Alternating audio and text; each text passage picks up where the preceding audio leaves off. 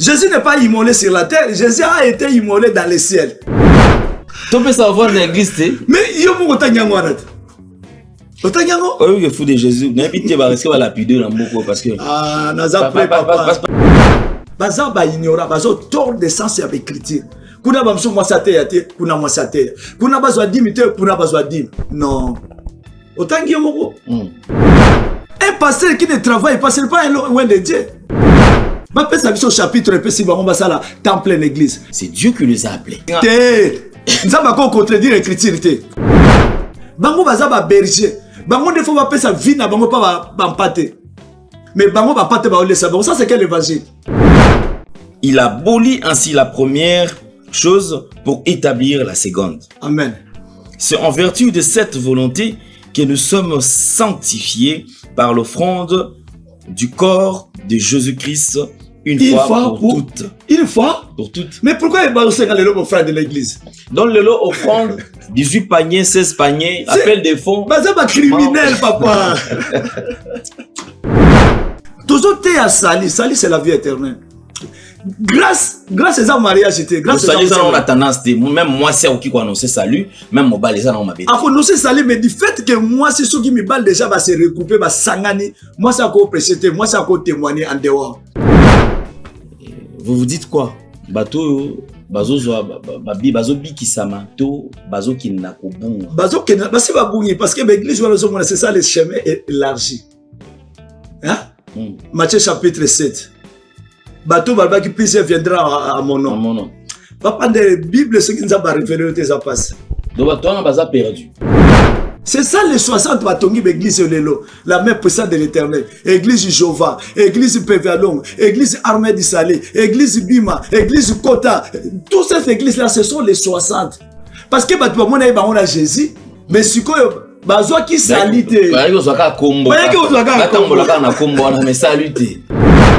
Bango bazo travailler pour accomplir prophétie à Nzambe. Yango mo lelo batongi ba chemin élargi. Chemin élargi on so okena l'église on okena moi sino bo kabwana. Bergerie aux l'église na bango. On les abattoirs, l'église on les abattoirs. Papa yo ko ndima un pasteur auto ya sango malama zui ba bébé misato a tout aba on a libuka. Papa le soki nzamba fungula la kusoma kambe l'église zo mona. Na se otika osambela. Ils ont un élément déjà sur base d'un goyo kanga bango qui bango baza. Mais bien sûr, ils ont un élément belé. Mais pas ça quand même belé to ba na église minene awa on tongi. Mais bayaki ko zo ka komba Jésus. Bazo drainer ba foule ya ko sakana te. Au moins balati tojité. Est-ce que vous avez une signification toche? Mais pasteur de ça la théologie aza antichrist. Yo moko tala de konanga ya moi citoyen mobile. Des fois bana opesa mbongo en église ba offrande ba 10 000 vie na transformer nani. Parce que la richesse physique, ce n'est pas ça. Bible a bien fait que tout ça aille aux anneaux besoin. C'est quoi yo bono gangani. Et puis ça va impoli. Si aucun église n'a montant ne va gagner la Nzambe. La prière c'est un dialogue entre l'homme et la femme. On n'a pas sa troisième personne.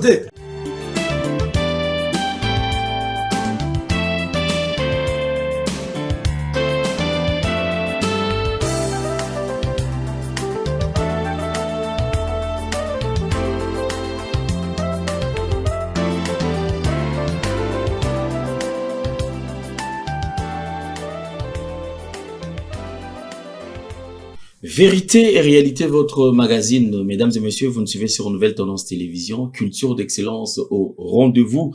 Nous vous transmettons les salutations de la part de toute la grande équipe. Aujourd'hui, il fait les fours et les moulins. C'est Jordan Panzou, clin d'œil spécial à lui. Et nous allons parler de la fondation Ndélé au cœur de la nation ainsi qu'à l'orphelinat Famille du Cœur Christ Rédempteur. À travers cette opération, vous êtes sensible aux cris de détresse. Vous voulez soutenir les orphelins, le veuve, les démunis. Il y a une manière. Donc, contactez ces numéros qui sont affichés et je pense que vous serez satisfait. Nous prenons les images et on revient tout juste après.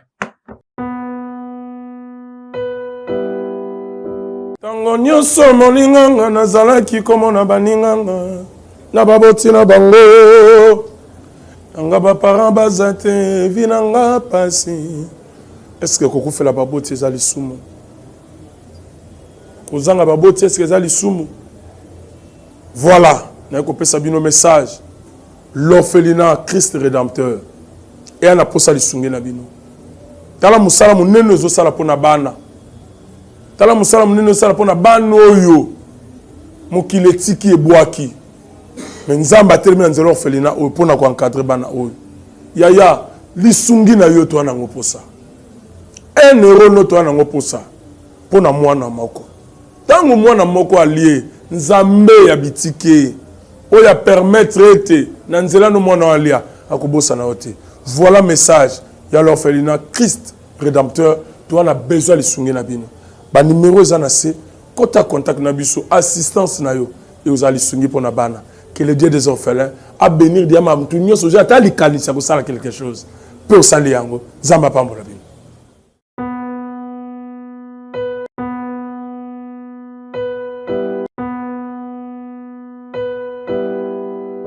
Les différents produits sont disponibles. Alors, nous avons reçu beaucoup d'appels.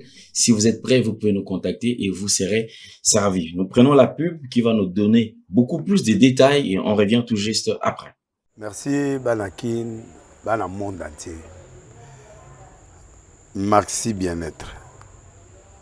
Sougala café, logo, na mêlé logo, mais le logo est amabé. Il y a bien pour la panne technique. Mais quand ça les langues on a n'enga ma bête, ça les langues pour na maman. La célibataire to lingi bino ate. So maga boma mukolo bala. Pourtant mzo ba produire en soute. Merci bien-être yango yo. Lukango benga ndeko nanga alendele yé mutu ayebi esika ko fournir yo autant que tu veux $35. Eze belé na kati. Sobo melika moko de joga bien. Be moroïde banini tout ça. Bilialia, vanda, musala, banini. Et réparer au système ya break. Et réparer au fonctionnement. Fonctionnement ya break de break, donc et son fonctionnement ya bien. Donc comme il va Congolais toujours gagner ma match. Oh, ça va défaite. Pas de technique en plein match, c'est pas bon. Zongela et loco. Là, c'est éviter de dire, surtout ma pasteur, Bodingo mela, boyawa. Bobenga pena alendele na numéro na ye pour bobenga pour bozo loko, c'est important. Traitement poison anti-poison yango yo ne ba mususu meli yango avant kende obima o mela melango ça 2 jours ata ba tele loko moi cuire mon corps c'est bon oyo pe anti-poison donc soko ata ezala kati et longolango alendele mikolo somme nabité mindele yango ba pese biloko ba udia po biloko yango bendeza ya solo mikolo ba tchaka poison à toi famille te à toi problème na mututé jalousie car do ba produit yango anti-poison oyo pe anti-poison donc benga alendele à partir na ye ayibindeni oya ozwango nzambe nanga pambola bino mi batela mboke komi biete bato bakomi na jalousie oyo tozo comprendre de souté bana mike bazo kufa mikolo bazo kufa ba otiana bana bébé ba poisson donc toujours zala nanti na ndenga na nga na ndako c'est bon. Que Dieu vous bénisse. Je suis très heureux de vous présenter un numéro assez spécial. Pourquoi assez spécial? Parce que autour de ce numéro, il y aura plusieurs révélations et je pense qu'on ne va pas tordre le sens des Écritures, mais cette fois-ci, on entrera dans la profondeur tout en étant révélé. Parce que s'il n'y a pas de révélation, je pense que il y aura pas de frein et il y a risque qu'il y ait aussi accident. Or, lorsqu'il y a accident, c'est un grand nombre que nous allons perdre. Il y a beaucoup, peut-être, qui sont dans l'ignorance, qui aimeraient bien peut-être avoir une connaissance par rapport à toutes ces écritures. Et aujourd'hui, on sera quand même éclairé en une partie parce que ces numéros ne nous permettra pas de tout finir aujourd'hui. On va quand même balayer quelques points afin de vous présenter la vérité comme d'habitude. Donc, page rose, joyeux anniversaire à l'ingénieur Jancy Lusala Kapika de la part de Patrick Bakou. En tout cas, heureux anniversaire, cher frère. Aujourd'hui, c'est ton jour. Profite bien. Et surtout, nous te souhaitons tout le bonheur du monde. Comme j'ai toujours dit, cette page, elle est vraiment rose, rose, rose, rose. Happy birthday. Happy birthday. Ndeko, ingénieur John Jones. OK. Jancy Lusala Kapika. Voilà. De la part de Patrick Bakou. Pour la toute première fois, on le reçoit sur ce plateau. C'est éminent serviteur de Dieu. C'est serviteur de Dieu que nous avons toujours appelé Papa Samuel. Papa Samuel, mais je sais que Mouké ne va éveiller comme Papa Samuel. Mais Bandeko va la mingi dans les réseaux sociaux, dans les différentes émissions, qui on l'appelle affectueusement le fou de Jésus. Pourquoi le fou de Jésus? Dans cette émission tout à l'heure, Bokoye Bayango n'a pas de détails. Quand est-ce qu'il a quitté? Il y a une transformation de Papa Samuel au fou de Jésus. Alors, tu me un peu Kosola, nous surtout, les locaux comme séjourne ici en République démocratique du Congo, bien sûr, Rosalie Mbokanae. Donc, il a intérêt à Koya, na Kozonga. Donc, homme de Dieu, bonjour et bienvenue. Bonjour, Papa Ndele. Azan de Semo Makasi, Kozalna Yona Plateau. Vraiment, plaisir à partager. Ngade na CPL Bingi parce que Mingi so mtauti pena musika. Azongili ki aluki pe lisusu ki to partager tant bo essayer que quelque part d'aller na considération. Bien sûr, parce que biso na bilo to salam nene. Pour peuple le débat Bingi sama. Parce que to comme la dernier temps au Bible le baki ba oya na kombo na yeme baza yete. Voilà un peu message to zui na grâce nzamba sali biso. To yeba vraiment connaissance, to soit connaissance to zui. Pour te ba partager na bande connaissance pour ba Bingi sama. Lelo o permettre on a to fond maman mukie parce que ceux qui te font amité ba te belé ba otika la superficielle du coup ba comprendre pesa yo malamuté. Ils vont se dire mais effectivement c'était un fou, mais qu'est-ce qui se passe? Ni na comme boy. Bande ko belé ba yebeli pe ba otala ba yebi quand même des années ba bi non Papa Samuel. Lelo to ngi to Papa Samuel okuta na nzambe ndengeni. Ah bon, c'est ça vraiment longue histoire. Tu vois la grande ligne quand même pour Tokoma quand même parce que mon tout temps aussi déjà na Kiyanke.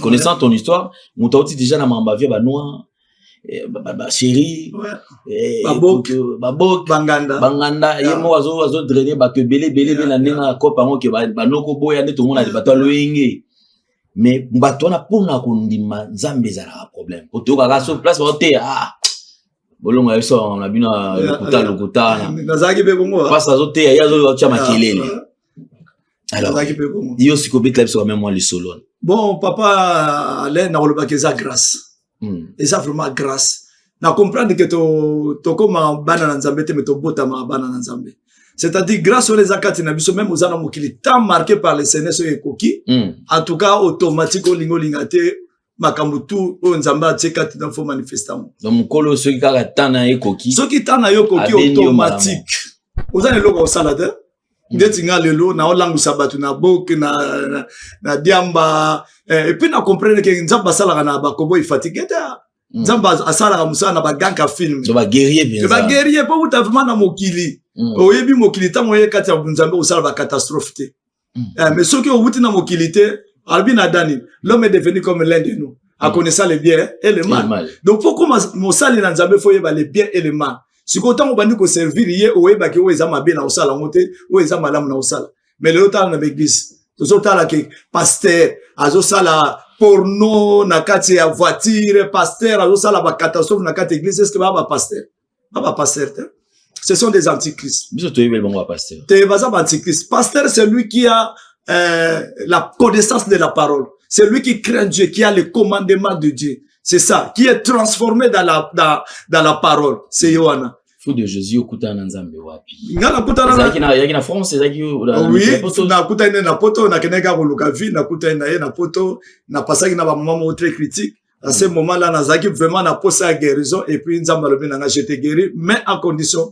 OK de vous servir ngai wala zaki na nzela nana kutana pasteur moko azoteya non to yomo ka ko bandi ko kenne pe na bano keneka ba église comme tel temps nzamba benga ngati croyez que la carte église de na osalela ça c'est vraiment zaki ignorance pour nanga mais tant on a qu'une église na kuti makambo na mokili na sala kite na kuti mon église et na tambula ki ba église moi belé pour na otanga ba kombote et bon tellement na zaki na moi connaissance on jamba zaki kati tanga zaki bitumba kati na l'église bitumba ozomo na moi vraiment que na bututo na moi et puis nzamba lobi na sort moi je n'habite pas là tala musana peso va sortir tous mes enfants sont captifs dans les églises bâtiments musala na sala yango ya obimisa bana na nzambe bazana ba église bâtiment po nzamba za kuna te obanga te bal ba ki yo opengisa bat non c'est ça la vérité l'heure est déjà là où Dieu n'a pas besoin il y a aucun dans montagne toi aucun dans Jérusalem parce que dans l'époque tozali na temple zaika na Jérusalem et ni que Éthiopie azolongwa musika po que no sa Éthiopie po que no semble na Jérusalem to ba no que luka nzambe na montagne mais c'est ça na za femme samaritaine ba on ba que no luka femme samaritaine na Israël le véritable Israël en Congo ngane na femme samaritaine oazo sala dialogue na Christ zanga C'est ça l'église de Dieu. L'église de Dieu, biso ma femme samaritaine. Tozui lelo tokomi ba source, tokomi kokeno kabula mal. Voilà la femme qui était une femme prostituée, mais qui n'a révélation batoye barater. So za mwana nzamba to za na mokili. Mais comportement na yeko za différent na bato zo sa na bon. Parce que yo porté logo. Yo porté grâce c'est moko ezakati na yo. Ata bazo sala mutu mabe mais yo kaka botika kendeka yuma na bo leseka kende. Mais après cautionner quand même quelques églises, on va permettre qu'on a kata comme après cautionner quelques églises. Quand est-ce que vous avez révélation ou comment la connaissance au yozana parce que connaissance au yozana connaissance il y a banane il y a BBT. Oui, c'est une grâce hein, c'est une grâce. Mais quand le Saint-Esprit viendra à Okota Katalabi, il prendra ce qui est de moi, il vous enseignera. Nanaza instruit na molimo santo. Batulem so bagolo ba ke molimo santo c'est la connaissance et la sagesse de Dieu. Ce que côté katina yo makamuso bezo sala contre volonté na yo. Parce que yem taza kwa senenga makasi nangeza ka kutanga Bible. Et tant on atanga Bible, ya zo epsanga awa ko kendete. Na peso exemple. Mokomso na otanga Abakuk. Nzamba zo epsa Abakuk ata profession jusqu'à ce que ko s'accomplir. Mais ce que tangi Bible mo bimbo au moins la place prophétie Abakuk et s'accomplir ça qui au moins na moté. Vous comprenez? Mais ayem ça ki Abakuk yo zela ka profession na tie ko kokisama. Atala. Alors bien attends là jusqu'à ça certainement. Bon comprendre surtout le professeur Mozakine. Professeur Mozakine il y a fameux le fils de Dieu ou il ko kamula biso ya moi c'est la prophétie wana na koya ko kamula Israël. Abakuk abana ko zela. Mais ce ko fandika ko zoluka Abakuk bani na Genèse na Apocalypse au moins Abakuk te. Mais un jour je lisais Abakuk, je me posais des questions Abakuk on a donc quand Saint-Esprit souffle dans la vie, il y a quand l'action Abakuk. Amemi ngai na Matthieu chapitre 3. Tout l'anga Abakuk na. Abakuk Simeon. Vous comprenez? Abi on Abakuk. Oye balabaki na c'est la prophétie. Na suis Simeon na tanga bien. Simeon alobi ni Seigneur, laisse ton serviteur aller se reposer en paix car mes yeux ont vu les salis. C'est la promesse qu'il a promis à Abakuk. C'est quoi Abakuk na révélation tika sur Abakuk te. Non, Abakuk na révélation, donc on est sur Simeon, mais c'est le même esprit. Esprit, Abakuk a perdu corps wana, mais a na révélation a porté corps monsieur. C'est comme Jean-Baptiste a porté corps a porté esprit à Élie. C'est comme ça que Dieu travaille. Vous comprenez? Alors bien on est Abakuk yo sotanga pour nous le prophétie Abakuk et ça voilà la prophétie Abakuk. C'est ça Simeon. Da tangi parole à Simeon ngabia Dieu soit béni. Vous comprenez parce que naza souffler na molimo mosanto. Moni Abakuk dans Simeon zaki nanda kuna l'esprit transporté qui a kenetu na temple. Ou à place ba yeko me ba Jésus pour ba peste ba kata yo parce qu'il a commencé déjà na 8e jour. Esprit me mis Abakuk pour ayako vivre sali. Tant comme avait Seigneur laisse ton serviteur vivre aller se reposer en paix car mes yeux ont vu les sali. Nzamba ebisa ki ko kufate ti ko mona sali. Amoni sali. Vous comprenez? Donc Bible ça na ba réalité moko les 12 apôtres. Sur les 12 apôtres, pourquoi nous sommes bâtis sur les fondements des apôtres et des prophètes? Mais les 12 apôtres, voilà, ce sont les 12 enfants de Jacob. Le véritable Jacob, c'est le Seigneur Jésus-Christ. Enseignement là-bas, il y avait 12 apôtres, mais, donc, la pire, on dit, ils ont Christ, parce que nous sommes bâtis. Mais pour battre le Christ, il faut raser yo, il faut tailler yo aux ala bien parce que aux ala briser parce que brique ba ocha likolo na yo kokoyate. C'est ça le fondement des apôtres. Mais là on a l'église là combien de doctrines. L'église le temps a combien de doctrines papa. La doctrine est belée. Mais Bible appelle ce que doctrine mo. Ce qui bango tout batanga ga Bible mo ba doctrine belée. On comprend que baza ba antichrist. Mais quand est-ce que parce qu'apparemment aux appartentés avec dans bâtiment tout allez comment on a. Oui. C'est-à-dire que l'église l'église on a contexte on a contexte parce que écoute c'est la bande mis solo. Oui. On a selon yo. Selon quand c'est la parole de Dieu. OK ko prophète ça. Na prophète bilango. Nazana ba écriture ko te belé lem setam te kozanga. Jean chapitre 2 à partir du verset 13. So ko ko début so ngapela so écriture mususu. Jean chapitre 2 à partir du verset 13. Et puis toujours tanga pour permettre biso oui pour ba nzambe pe ba soso la ke. Mais avant tout papa, zela na pe écriture modège de Pierre chapitre 3 verset 16. Yogane Bible alobi. Natanga mwambango. De Pierre 3 16. De Pierre chapitre 3 na banana verset Verset 14. Il y aura une Bible à l'obé. C'est pourquoi, bien aimé, en attendant ces choses, appliquez-vous à être trouvés par lui sans tache et irrépréhensible dans la paix. Croyez que la patience de notre Seigneur est votre salut. Comme notre bien-aimé frère Paul vous a aussi écrit selon la sagesse qui lui a été donnée. C'est ce qu'il fait dans toutes les lettres où il parle des choses, dans les choses dans lesquelles il y a des points difficiles à comprendre. C'est ce qu'il fait dans toutes les lettres où il parle des choses dans lesquelles il y a des points difficiles à comprendre, dont les personnes ignorantes et mal affermies tordent de l'essence, comme celui des autres écritures pour leur propre ruine. Donc, le monde l'église bâtiment bazo tord de l'essence avec écriture. Ozola nanga, yango moni lelo, baza ba mouton, baza ba bébé na kate écriture. Mais, tanga suko, to tanga to la kisa, ke makambo to oloba, c'est la vérité. Nana aussi ma Matthieu chapitre 24, yo simba suko tokei. Yo banda non. Matthieu 24. Te yo tanga onga na peso, Jean chapitre 2 à partir du verset, banda bouda à partir du verset 14. Jean chapitre 2, verset 14. Oui. 14. Il trouva dans le temple le vendeur de bœufs et de brebis, et des pigeons et les changeurs assis. Oui.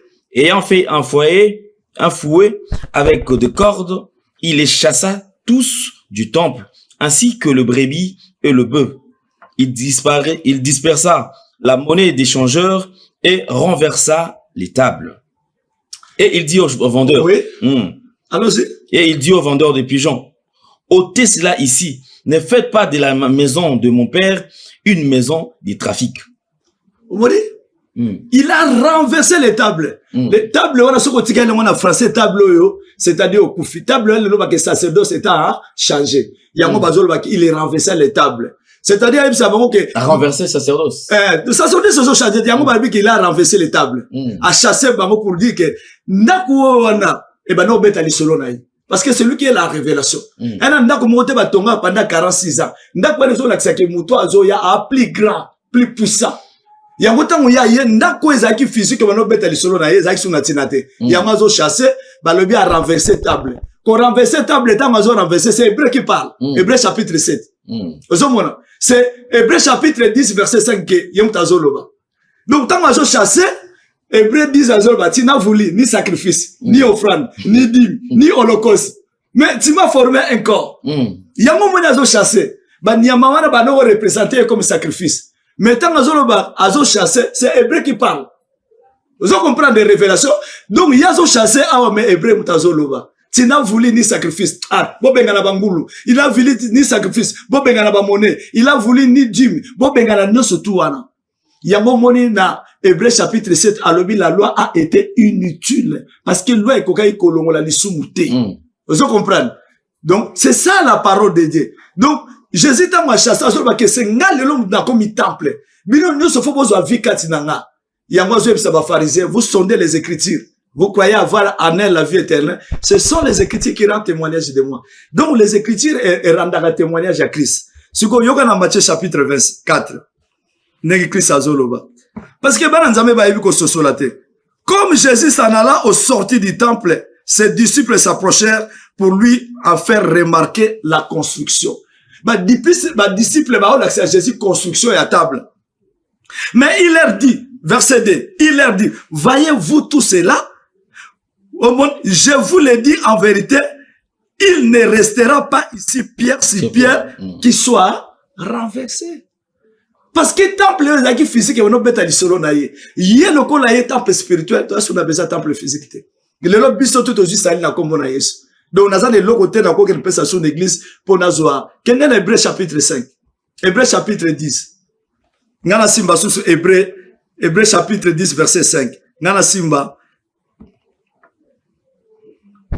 Hébreu chapitre 7. Chapitre 7. De Yoken Hébreu chapitre 10 à partir du verset 5.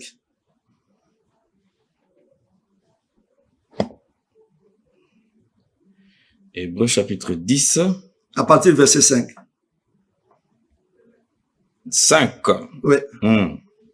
C'est pourquoi Christ, entrant dans le monde, dit, Tu n'as voulu ni sacrifice, ni offrande, mais tu m'as formé un corps. Tu n'as agréé ni holocauste, ni sacrifice pour le péché. Alors j'ai dit, voici, je viens dans le rouleau du livre, et il est question de moi, pour faire, ô Dieu, ta volonté. Allons-y, papa. Après avoir dit d'abord, tu n'as voulu et tu n'as agréé ni sacrifice, ni offrande, ni holocauste, ni sacrifice pour le péché. C'est qu'on offre selon la loi. Oui. Il dit ensuite, voici, je viens pour faire ta volonté.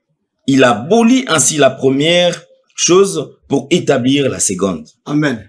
C'est en vertu de cette volonté que nous sommes sanctifiés par l'offrande du corps de Jésus-Christ une fois pour toutes. Une fois pour toutes. Mais pourquoi il va aussi dans le lot offrande de l'église? Dans le lot offrande, 18 paniers, 16 paniers, appel des fonds. Bah c'est pas criminel, papa. Tu peux savoir l'église, mais il y a mon otanyango arrête. Otanyango? Oui, le fou de Jésus. N'habite pas rester à la pudeur dans beaucoup parce que. Ah, papa. Parce que je pense que déjà, culte, et ça la mara, mingi, ils ont un ordre dans déjà établi. Oui. C'est-à-dire, tu es bien comment mon message. Bah, bien que première partie culte, tu vas na remerciement. Deuxième partie, tu as pardon. Après pardon, tu vas la sanctification. Sanctification, tu vas dire que tu as et après, tu as prédication. Après prédication, offrande. Un service très serein. Aussi, il y a bandi, il y a une distraction. Bien aimé, si tu as un dérangement, tu as un temple, tu as la présence en Zambie, tu as un peu ça. Bon, que Bakamanzambe, ça la bon moté, hein. Nzamba koi ko inspiré à peso lok musu na minute mukepa koi ko changer par rapport à batu yozo kamba. Soki mutu monga koti na salité, nzamba kolinga ke mutu wana azala instruit mutu wana azwa pardon des péchés parce que nzamba yoka mabonela mutu masumuté. Nzamba yoka mabonela mutu masumuté. Bango siko ba kiriti na bango e koma nzoto matiango na papier to nzambe oyo aya atinda mona na ye. Oui. Wazali nzambe atinde pona bato na masumu. Oui. Ayoka sous le libonde lié à ton masumu. Mais Jésus est venu, qu'est-ce que Jésus est venu faire? Ôter le péché. Un enfant de Dieu ne pêche pas. Papa moi nzoto to memi yango péché. Mais Christ a yoko somba biso na nzoto te. Ayoko somba am nanga. Balobi am qui pêche am qui mourra. Donc péché na ko ko kabona na côté parce que le péché c'est le corps. Mais Christ a yoko somba na nzoto te. Yamwa yebisi biso na Hébreux na Romains chapitre 12. To sacrifier cet corps comme une offrande agréable. Ko sacrifier l'ingolo bani na bimi na makambo mukilo omona nga na boitité. Vous comprenez? Et si ka lo yenge zalinga omona ngate. Na comme un peuple mis à part. Nazo vivre na mukili même makambo mukili italinga. Yango moni ayebisa ki Pierre alobi alobi soki otiki tata na yote, otiki mama na yote, oza serviteur na ngate. Mama, ngana bono mela cigarette. Cigarette ayaki lokola mama. Na bano mela diamba ayaki lokola papa. Vous comprenez? Na bano mela boka ayaki lokola grande sœur nanga. C'est-à-dire chaque jour dans ton vivant, papa zali, mama zali, ba yaya bazali bandeko. Mais yazo te ya biso soko kabwa na tata na yote na mama na yote. Ce n'est pas le père physique. Mais soki otanga wana physique, o kabwa na tata na yote to moni l'église mususu. Quand tata bazali yazo beta c'était yamabe. Yamabe wato message na ngo. O comment le quoi va pécher chéri. Et comment le quoi va pécher chéri. Yo suko fo kabwana nango. So kabwana nango ndeko komi dina ko za serviteur. Rien à voir na tata pépère biologique. Rien à voir, ce sont des langages codés parce que la Bible parle dans la révélation, dans la prophétie. Jésus a ben ba parabole. Ko banda Genèse tin Apocalypse parce que Bible kabwana biten misato. Tozana la prophétie de Genèse à Malachie. Mais en réalité, dans la révélation, à cet testament, ils ont souka na croix. Tant que Jésus a koufa, cet testament est koufé. Mais, ce qu'Apocalypse, c'est la révélation. Makamo et balaxibiso et salami na likolo, il faut accomplissement dans les anasé. Jésus a la centre. Azo comme sa prophétie, ou a prophétisé, parce que, la prophète, on a prophétisé, qui a. Jésus m'a prophétisé. Dans 1 Pierre chapitre 1 verset 10. Les prophètes qui ont prophétisé, ils ont touché la grâce qui était année. C'est-à-dire, Jésus n'a pas botamité, qui déjà pour ça la carte à ma prophète. Ma kamuno se ya ma prophète va non sakola, yé mo ne mta na kopeta lisolo na ye. Ya mo ye ko kokisamo. Révélation va l'activer sur ma kamo et salami na likolo, mais Jésus a yé ko accompli, c'est-à-dire Jésus a dans le centre. Jésus n'est pas immolé sur la terre, Jésus a été immolé dans le ciel. Balakisi biso ne place azaki immolé ndesuko ayeko kopisa ona nzoto Il y a un moment où à la croix de Golgotha, tout est accompli. À kokisi révélation, à kokisi apôtre, ma kamino sur la sakola qui pour d'ailleurs kokisi. Donc Jésus a kokisi kosa le côté sans qu'à regarder d'abord derrière qui sont les apôtres. Il y a un moment où biso le loto a un royaume de sacrificateurs. Pour quand on a un royaume de sacrificateurs, il y a un moment où personne mêlé au sacrifier corps na yo. Vous comprenez? Le lobby sont des sacrificateurs, il y a un moment où il y a une vérité. Comme notre maître. Voilà un peu, dans 2 Pierre chapitre 3, baza ba ignora, baza tort de sens avec l'écriture. Kuna ba mso mwasa te yate, kuna mwasa te. Kuna bazwa dimite, kuna bazwa dim. Non. Otangi yomoko. Surtout que dans Hébreux chapitre 7, à l'objet la loi a été inutile. Pourquoi? La loi n'a pas donné la vie. Il y a un moment où Nzamba bano la tsa arantoge. Mais on a fait la parenthèse parce que au Kimanga. Ah, tant on le dit côté Moussouba que non moi c'est athée bah Moussouba le dit c'est-à-dire le divergence d'idées ali. Oui. Mutuna mutazana pasana doctrine ayi. Azana doctrine. Ali pe na sens na lengi ne à comprendre ma commu. Oui. Moussouba le dit que non moi c'est athée. Moussouba le dit que moi c'est athée. Oui. Il faut yo kabola bango. Mais Moutoua le dit moi c'est athée parce que toi on a des types de ya basia. Toi on a basi mi toi on a moi c'est fini. Na type ni. Toi na moi c'est d'abord moi c'est physique. Auto mona. Mais ngape mobile na za moi si la spiritualité. Parce que na za pour la Christ. Si on a l'église na auto mona que mobile physique mais à moi si. C'est-à-dire baza mabata baza kilo pour comprendre la révélation. Bango ba te ebilo kwa nzoto. Colossiens chapitre 3 verset 1 alors si vous êtes en Christ regardez les choses d'en haut non celles qui sont sur la terre. Bango siko bazoya mariage ozambusala pesa ba dimi non. Toujours te à sali c'est la vie éternelle. Grâce à mariage c'était grâce à ça on a tendance de même moi c'est qui quoi annoncer salut même mon bal les gens on m'a dit. Ah faut annoncer salut mais du fait que moi c'est ceux qui me bal déjà va se regrouper va sangani moi ça ko prêcher moi ça ko témoigner en dehors. Mais bon, parce que on va qui non peut-être bien on besoin comprendre dans malamuté parce qu'il est pas le qui dans les derniers jours il répandra son esprit sur toute chair. Il dit bien vos fils et vos filles prophétiseront. Oui. Ceux qui te rejoignent et les vieillards auront des songes. Alors profession au prophétisant wapi. Mais Joël chapitre 2 verset 28 le but que moi ça que nous terre. C'est ça. Et là, on va se mais ce qui nous a meillé moko mokili andimi que kita message katinaye. Mais papa allez. Mais prophétie à Joël chapitre 2 verset 28. Yango et kokisa mena acte des apôtres. Yango et kokisa mikuna. Ce qu'on tangue même Pierre à lobby, c'est que Dieu a révélé qu'il a prophète Joël. Na basi na mibali bazaki na kata chambre haute bango to bazoki mo libo. Mais tant que combien d'enseignements parce que moi, si nous autres, a même ça déjà faiblesse vis-à-vis à Moubal. La femme, c'est la soumission. Je ne permets pas à la femme d'enseigner, ni de prendre de l'autorité sur l'homme. Bible bête à 2 femmes. 1 Timothée chapitre 2 à partir du verset 9, parle de la femme spirituelle. 1 Corinthiens chapitre 14, verset 33, parle de la femme physique. Vous comprenez? Ce n'est pas Adam qui a péché, mais c'est la femme qui a péché, se rendant coupable de la transgression. Femme, parle de la femme physique, parle de la chair. Vous comprenez? Dans 1 Timothée chapitre 2, parle de la femme spirituelle. Spirituelle, qui est l'épouse du Christ. L'épouse, donc la chair. Vous comprenez? Ce n'est pas Adam qui a péché, mais c'est la femme qui a péché, se rendant coupable de la transgression. Mais ce qui dit dans ce balobi, néanmoins, il sera sauvé s'il persévère dans les enseignements.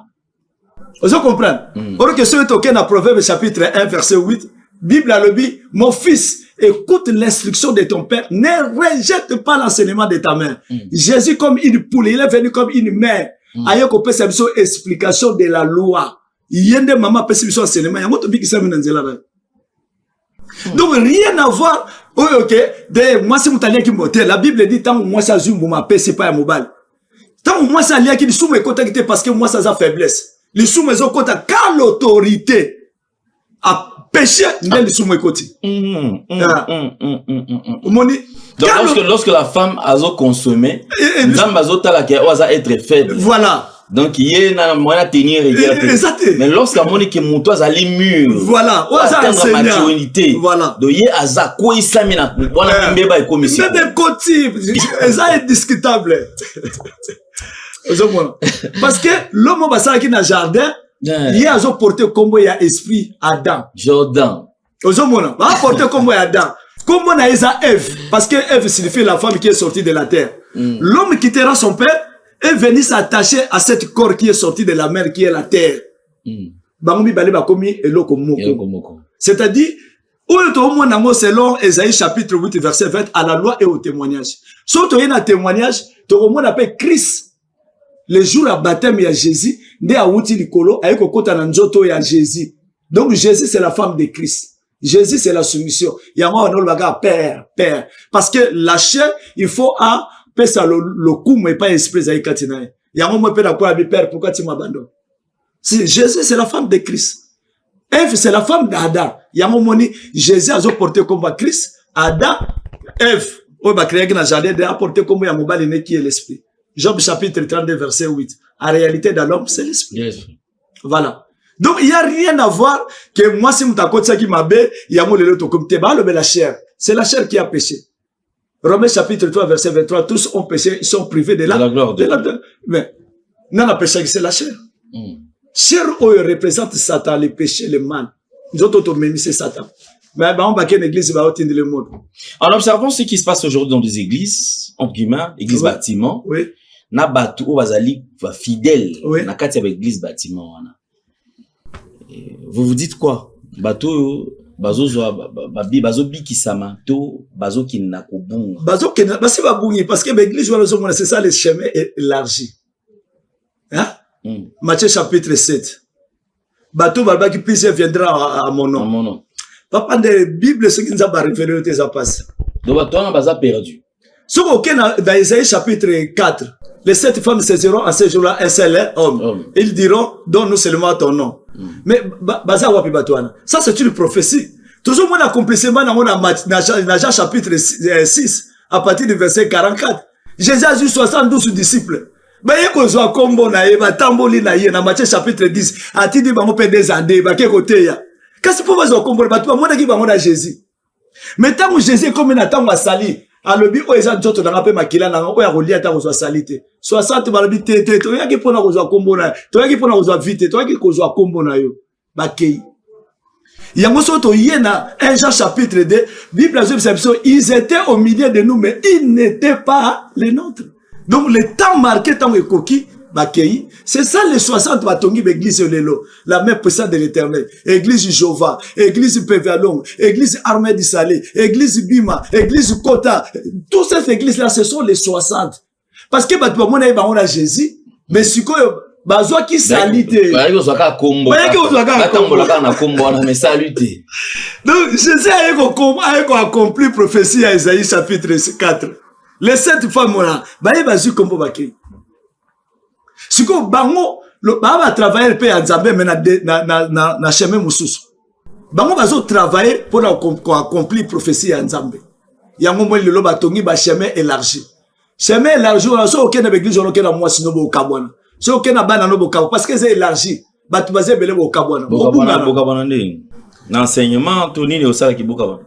Enseignement l'abomination qui est dans l'église wana parce que bango ba na salité bango ba hôtel le bien matériel ba oyeb so libala o mobali wana koke na yote mobali wana za yote mwana wana vous comprenez parce que baza les 7 femmes le col basi bazo qui combo ya Jésus les 60 ba ke ko sala siko musala il n'apporte pas le salut. Non il porte pas le salut. Bango baza na grave juste pour ba bien matériel. Ba bien matériel gars. Tout ce qui va déjà superficiel pour aller ko distraire bato alors que biloko les ont apporté saluté. Et porter saluté. Bango ba yeki ka ko zo combo les 60 Jésus pas pensé ya tine ba ke de 2 à 2 3 à 3 bater. Tant ba zu combo mais tant Jésus c'est bon oli en autres pe makila mbabité.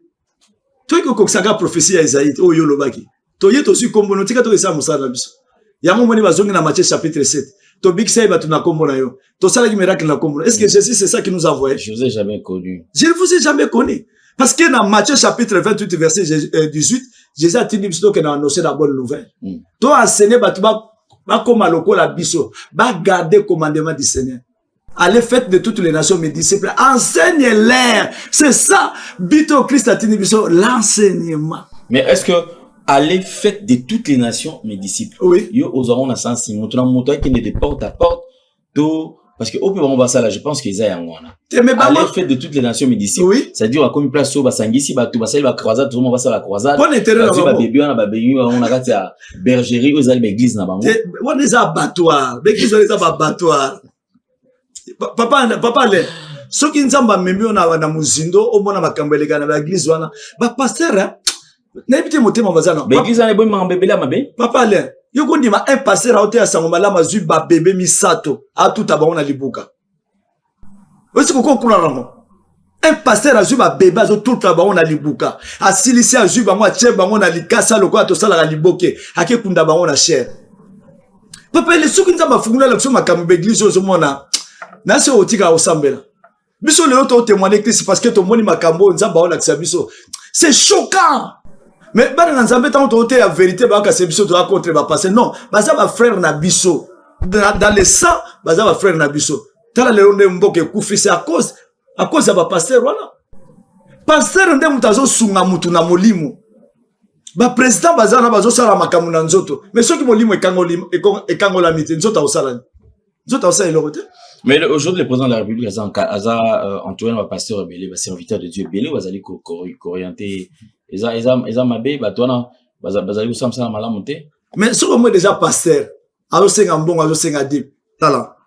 Papa les ama watro, zalato tanga 1 Corinthiens chapitre 13, au moins la qualification Bible azoloba. Les ama wa makamanzambe tambola na mbongote, mbongo eza physique, makamanzambe eza spirituel.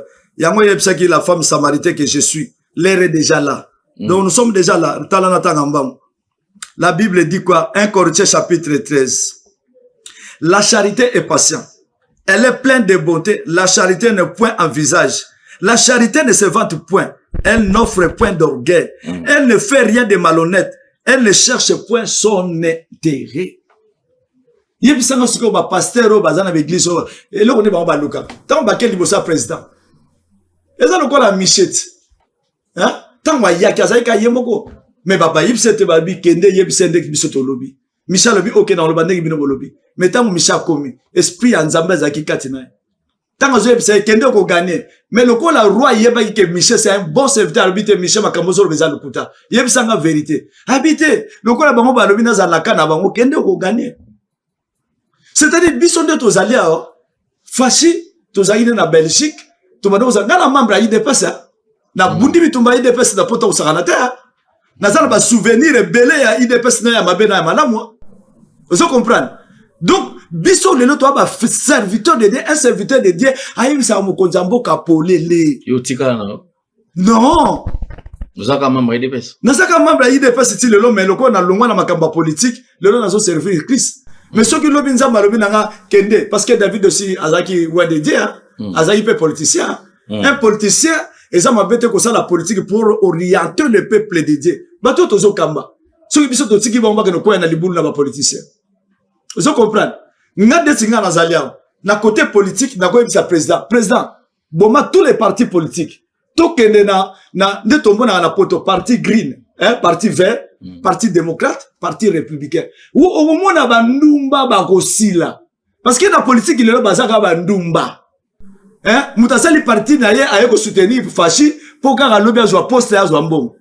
Na mona ki muso azo déclarer ngana fumel na fashi bo pesa nga poste te. So ki fumu toto, benga so ki fumu toto. Mais c'est une honte. C'est une honte. Nana osenga na président fashi d'abord, Villa Kinshasa, to condamner Bumba Pamba. Villa Kinshasa ya munene Bumba ko kangote. Il faut tous les sous-régions comme ma ville. Zolandanga mo ambe comme ville ana plaque matriculation na ye recette na ye zo bongisa ville na ye zo comme changwa comme ville ana plaque matriculation na ye ana ville na biso to ana poste donc district na district comme ville baza indépendant na place na ville province mais ba parlementaire baza na kuna na parlement bazo mbonge bele zo mona ba idée biso to ya nango parce que zo uta pas sender poto sunga mboka. Il faut vivre à Kinshasa. Toko finga bumba boko tia mutu mususu wana to akosa le lokote parce que Kinshasa a plus de 20 millions d'habitants. Il faut to kabula chaque sous-région est comme ma ville. Et vous avez concurrence. Bata chango basali mo amba kolingani ni asala. C'est ça. Mais to tiki ville mo bimba bumba ose lokote. Biso tozana soki bokonzambo ka olandaka toza ba véritable serviteur de Dieu to bute pa ya nzambe na ko yebisa mokonzi longola ba sali noso to baza ba mandia ba otwa oui mais papa so to kena l'église na mo bazo mbongo te bazoka est-ce que bazo te ya sali ya solo non ne Nga na soka dimité na soka offrandité. Je vis comment? Donc ce pasteur non quel droit parce que bango et Bible à un moment désolé qui ça dire que mutu a rouler na bisika ezali ko sala. Mais non, na ça na salaire na nga. Ah donc bango en dehors et à conserver ça mais sengeli ba sala pe misala. Mais bien un pasteur il faut travailler Bible la Bible to falia na mutoki na e. Bon prédication les a pour lui appeler mutokité. Ce qu'on gata on a que na musa na oteya ba de musu na musa je marche na ozo train na oteya ba mususu. Na osa musa nzambete. Ba pesa biso chapitre pe si bango ba sala temps plein église. Papa le balbi c'est lui qui travaille à l'hôtel mange à l'hôtel. Mais pour yo que nous sala à l'hôtel il faut muta engager. Yo yeka yo bon côté l'hôtel ba no sala pour faut engager. Mango engagement au Aibi ba mango dans sens que c'est Dieu qui les a appelés. Mais ce qui moi Dieu m'a appelé à temps plein. Appelé qui singa na sala singa. Ça va contredire l'écriture. Apôtre Paul a sala ni sala ba tante. Ba Pierre ba moto bazai ba péché. Tant que Jésus a ressuscité que ta Pierre a zo péché. Papa le soko parce que un pasteur c'est un berger.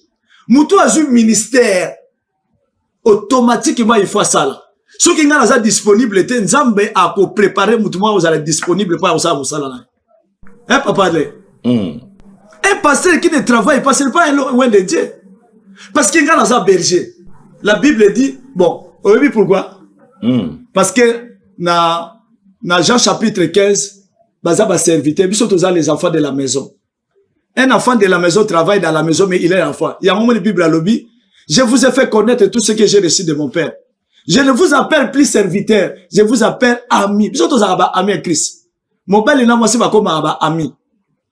Tata na moi na ba comme ba ami ceux qui moi na zo sa la volonté ya tata. C'est-à-dire nous sommes que des amis. Nous sommes enfants de la maison mais papa na biso aza ami parce que to ça la volonté d'api mais la biso l'autre. Lobi ba petit ba tuninga vient de n'epsi mon match mo gagner. Le loba la muki na tongo bi yo za mo sala nzamba solo parce que parole na za yango sala ki mokili. Et quand je dis quelque chose il faut s'accomplir. Yango to linga ngoloba te po munoko na ngeza très puissant. Maloba na ngeza très puissant.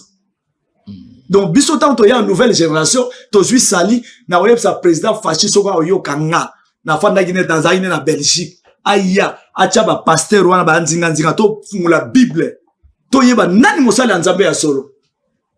Ils ont un bellement haut déjà sur base d'un goyo kanga bango qui bango baza. Mais bien sûr, ils ont un bellement belé. Mais pas ça quand même belé to ba na église minene awa o tongi. Mais ba yaki ko zo ka komba Jésus. Bazo drainer ba foule ya ko saka na. Au moins ba lati tojite. Est-ce que ba une signification à toche? Ignorance tu. Papa les ignorance. Ba lati ça qui a formulation en toche prochainement. Mais je vois le baga mukia. Ba lati ça ba mo toche. Ba lati ça aro toche pour dans le baga. Aro c'est une femme ne peut jamais donner la vie. La loi a été inutile pour loi et puis ça qui vite. Jésus-Christ qui est venu le véritable homme. Est-ce que tu dis que ça touche? Entre parenthèses. Ok.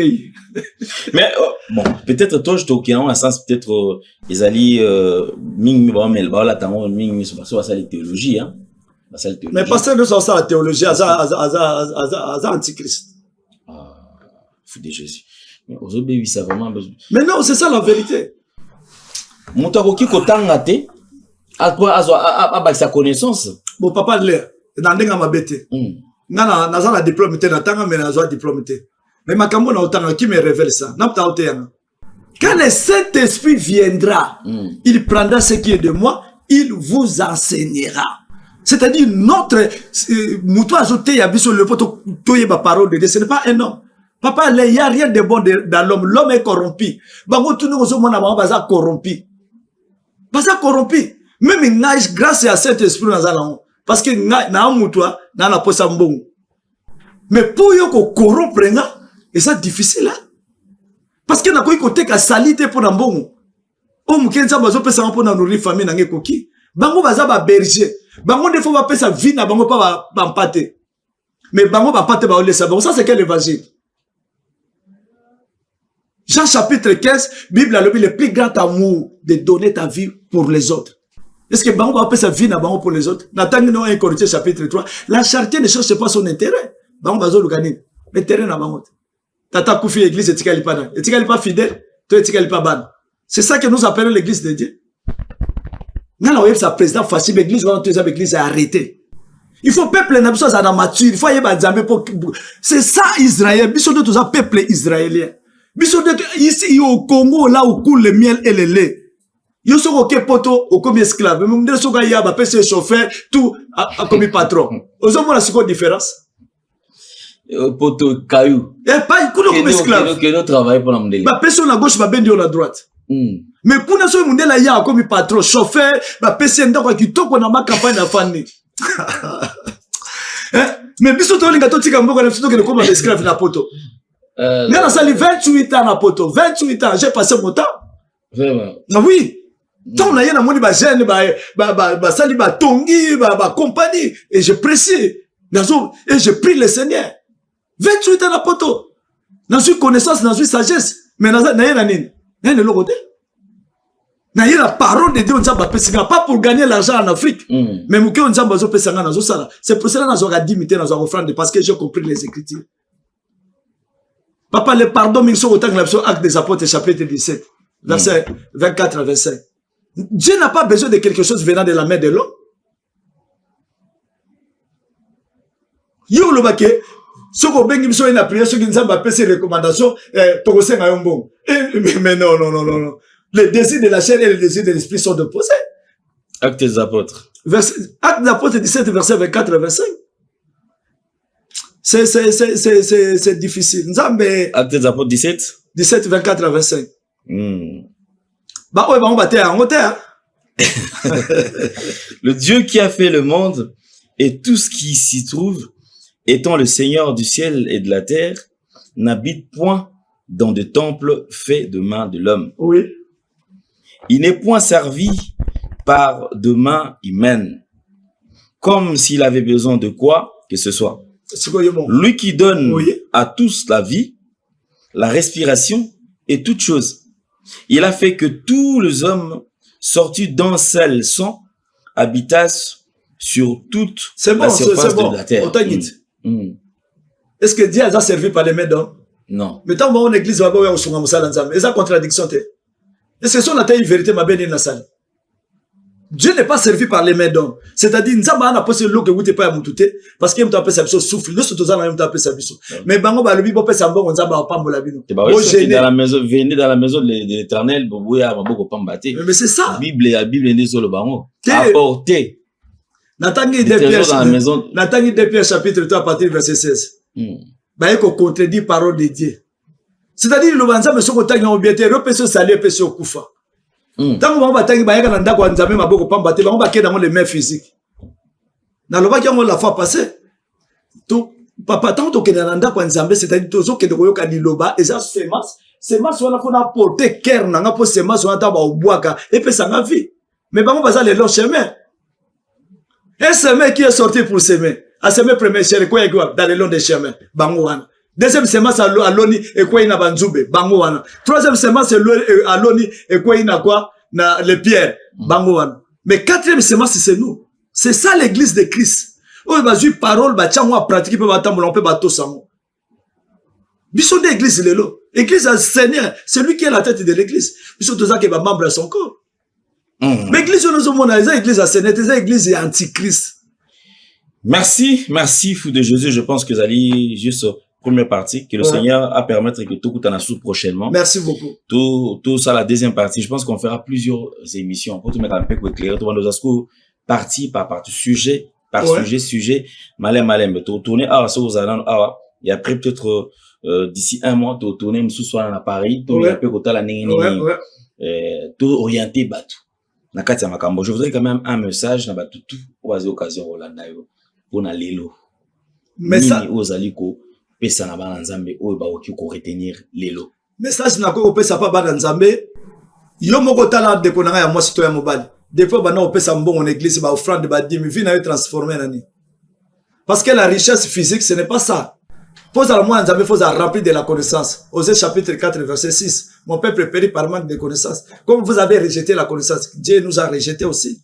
Mais nzambe alingi biso mingi. Il y a un moment à Télémisibiso, les 7 mecs qui n'ont pas encore fraîchi les genoux devant Bal, à Télémisibiso, tu as vérité, peuple, Abig-Sama. Maman, ma sœur, sautez là-bas. Nzamba Fanda, pour la petite, passe ton temps pour rien. La prière, c'est la reconnaissance. Tant que l'amgana, ton tobi Seigneur, merci pour la grâce.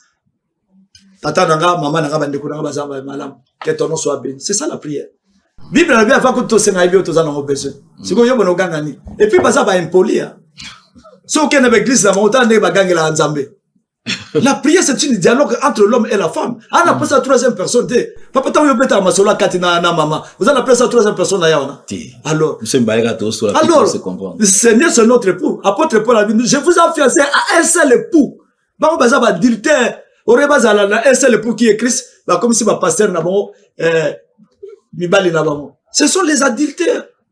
Donc nous ça va ndekonanga basi bo bimanza bazala kunate. Venez to bozala enseigner en fait que to tonga mboka na biso dans la propriété, dans la sagesse parce que so le monde là yé zone de konayo boma etala 5 millions ngo lobi non akepa musu zo 5 millions lobi non au moins le président ya Burkina Faso parce que sentir na ezala ba to ba nationaliste o ba otala intérêt ya peuple na intérêt mboka pas intérêt des étrangers.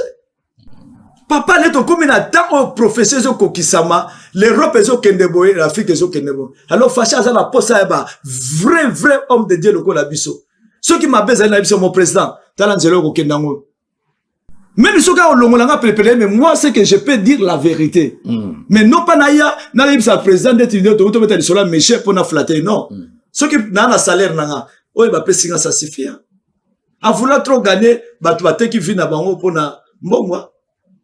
Voilà, mission, tu peux savoir, bima, bon, le fou de Jésus, tu peux savoir enseignement, aux yeux enseignement, et puis, sur aux yeux enseignement, ok, il y a la garde d'Arabatouté, Naza, enseignant, comme Christ a dit, allez prêcher la bonne nouvelle, enseigne-leur à observer tout ce que je vous ai prescrit. Donc, voilà l'émission que nous sommes en train de faire. Congo et Kango Lama spirituellement, et physiquement, qui met kota na Congo, Totongambo Ganabiso, propriété kota, papa, Alain. Et puis, c'est vraiment pitié dans mon cœur. Batu bako vivre le quoi banyamate. Batu bako vivre le quoi banyamate. Pour obi dans 10 à 15 ans batu boni ba okufa. Batu belé ba okufa parce que salité ba mesana na ngote. Salité ba mesana na ngote.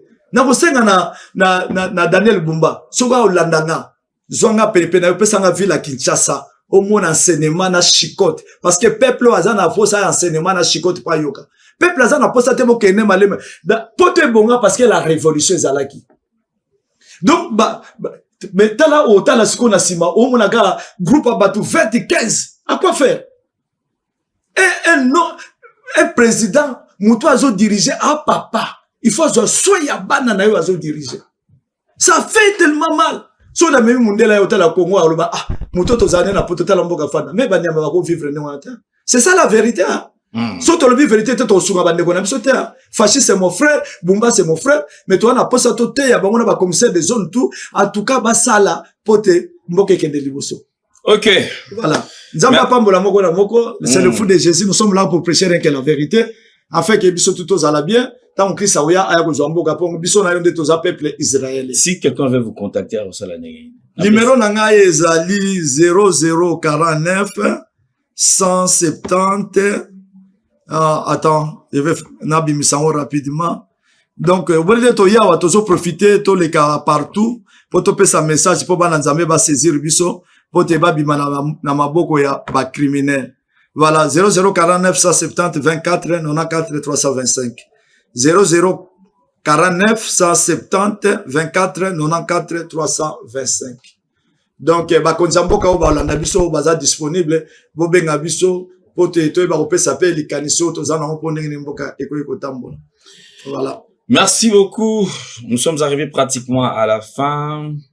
Un grand merci à mon frère et ami, donc Flash, qui nous a assisté aujourd'hui. Déjà, il est avec nous à Kinshasa. Comme je l'avais dit, autrefois, ils devaient surveiller le fleuve, mais cette fois-ci, ils vont surveiller quand même l'Afrique. Mais la groupe sa beauté. Avec plaisir, papa. Na pe simbote pas ya maman Aigle, na pe simbote pas sœur Evelyne, na pe simbote pas de nous-mêmes. Laura, na pe simbote pas ya Maria Goretti, maman Véro. En tout cas, vous êtes belé, frère Patient aux États-Unis, maman Brenda na Inde. Je suis partout, hein. Moi je presse le monde entier. Voilà. Na pe si maman Tété et puis tous les enfants de la lumière de Christ au bazar la connaissance bazar ba Aigle. Nzamba pambola bino. Soko lingo koma aigle mona ke ba pasteur ba te bino ba lukuta yaka okozo enseignement miso kokoya selon Actes des Apôtres chapitre 26 verset 16 à 18. Que Dieu nous bénisse abondamment. Amen. Amen. Merci beaucoup comme je le disais tout à l'heure. Donc nous souhaitons un heureux anniversaire à ingénieur Jean-Cy Lusala Kapika de la part de Patrick Bakou. Donc un grand merci. Félicitations Léopard. Mon frère et ami, Yaya, Tunanga Kati. Donc là, c'est un ami, Chancel Mbemba, celui qui fait la fierté du football congolais. Alléluia. Mutarobo Yaye Azati. Lorsque nga n'avons pas eu ça, Chancel Mbemba qui yondo ça la fierté du football congolais, mutazala raté. Na moi va te belé l'oiseau wela ote ya yoske yo bien. Voilà. Mais ils ont quand même ça pour la nation, tout ce qui est bon parce que ça fierté, il y a football congolais. Aujourd'hui, il a écrit une histoire au Mututu à Kobanda Kobeta Kalisolo. Nani abanda ko diriger équipe à l'époque, c'était Chancel Mbemba. Nani asali ya bundio aba organiser ba mouiller les maillots pour que lelo toke na mondial après 52 ans. Lelo to Kobeta Kalisolo ba Meshak Elia. J'ai beaucoup aimé. J'étais très ému dans l'interview avec Meshak Elia. Donc, tu imagines qu'il gagne un mondialiste. Non. En fait, je n'en reviens pas. Parce que le football beta boy et je suivi également interview à Ndekonanga Susu Bakam Bakagol qui dit je pense que en fin de carrière nanga kosi sananga en toute tranquillité. Vous imaginez, c'est à dire que Lelo 35 ans d'âge mais tant on a bêti ils ont moulaï ko le katan etikali. Donc ata Lelo na tiki carrière nanga pour moi je me dis que j'ai donné un titre, na sali quand même que tout brisé la barrière wana lelo mboka na biso toki mondial. En tout cas, toza bien puis toi na soutien ba te belé ta lobine toza qui soutenu.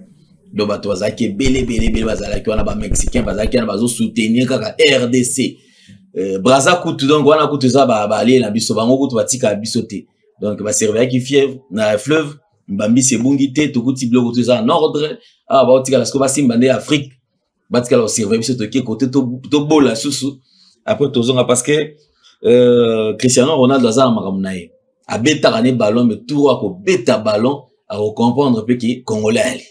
Merci beaucoup en tout cas foot de Jésus, merci beaucoup. Oui, merci Nazana révélation mona bon c'est pas une révélation mais dans la senga na ba konzamboka pona ba plastique. Soki balingi vraiment to longa ba plastique, il faut batia ka accompagner surtout ça la plastique. Il faut attaquer à 20, on est 20, bambonga mikemikeza comme 100 francs, 200 francs. Muta sombi j so keza na 1000, façon on a 1200. OK, pour la faire beaucoup. 200 francs na fois que nous sommes ça mulangi place ça va passer 200 francs. C'est comme ça que biso les alana allemand. OK. Tout plastique ils en a papier batiaka. Donc so sombi eloko ils en a mis 1 euro, ba ocha 1 euro 25. So ko meli OK so ça fan bouteille 25 cents. Ce qui va comme Jamboka basali yango parce que chaque jour on a une boutique tout bilangi papa là pendant 10 ans batu ba kufa lukwa basoso. Il faut vraiment ba konzamboka bazwa décision bata la intérêt dans na bangote basala en tout cas chaque compagnie azo sala bouteille ya plastique azo ka retour na ye ya 25 cents. Ba peuple au monde comme musala mbimba. Nengeza biso Allemagne. Vraiment. Azolo kota ba bwaka ki akeko pesa su mwambongo na ye. Oko bona ba terrasse tout et kozala propre parce que premier loko zo boma Congo c'est plastique. Alors ce gouvernement kangi misu dans 10 à 15 ans ba to kufa lokwa bantaba. Ouais, vraiment Nzambe bayoka message on appelle Nzamba sunga bango pour Congo kende liboso. Merci beaucoup. Alors nous allons nous retrouver très prochainement. Si vous avez aimé ces grands magazines, dites merci à Jordan qui était au four et moulin. Merci beaucoup. Nous allons nous retrouver très prochainement. Au revoir. Bye bye. Merci Banakin, Bana monde entier. Merci bien-être. Sougala café, logo na mêlé logo mais logo est amabé. Il y a bien pour na panne technique. Mais quand ça les langues on ndenge mabete ça les langues pour na mama ba célibataire to lingi bino ate so maka boma mukolo bala pourtant mzo ba produire en haute soute merci bien-être yango yo lukango benga ndeko nanga alendele ye mutu ayebi esika ko fournir yo autant que tu veux $35 eze belé na kati soko melika moko déjà oka bien bémoroïde banini tout ça bilia lia bivanda vanda mosala banini et réparer yo système ya break et réparer yo pe fonctionnement ya break de break donc et pe son fonctionnement ya bien